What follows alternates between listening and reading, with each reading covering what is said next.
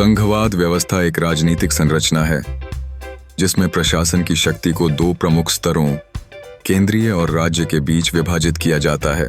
इस व्यवस्था का उद्देश्य विभिन्न स्तरों पर सत्ता का संतुलन बनाए रखना और स्थानीय आवश्यकताओं के अनुसार शासन चलाना है।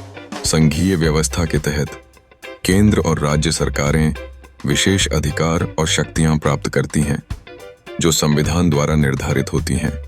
संघवाद की पहली विशेषता शक्तियों का विभाजन है, जहां स्पष्ट रूप से तय किया जाता है कि कौन सा क्षेत्र कौन से विषय पर अधिकार रखता है।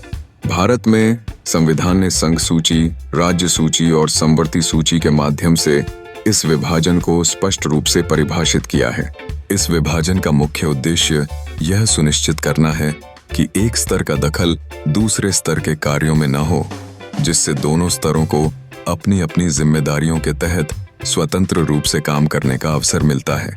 इसके अतिरिक्त संघवाद की व्यवस्था एक लिखित संविधान पर आधारित होती है। यह संविधान शक्तियों, अधिकारों और जिम्मेदारियों का स्पष्ट निर्धारण करता है, जिससे सभी सरकारी संस्थाएं संविधान के अधीन होती हैं। इसके अनुसार कोई भी संस्थान या व्यक्ति संविधान से ऊपर नहीं होता।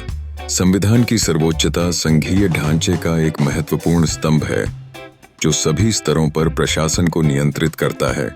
जिन मामलों में केंद्र और राज्य के बीच विवाद उत्पन्न होते हैं, वहां स्वतंत्र न्यायपालिका का योगदान महत्वपूर्ण होता है। न्यायपालिका न केवल संविधान की रक्षा करती है, बल्कि यह विभिन्न सरकारी स्तरों के बीच विवादों को सुलझाने में भी मदद करती है। इसके अलावा संघीय ढांचे में दोहरी सरकार का सिद्धांत भी महत्वपूर्ण है।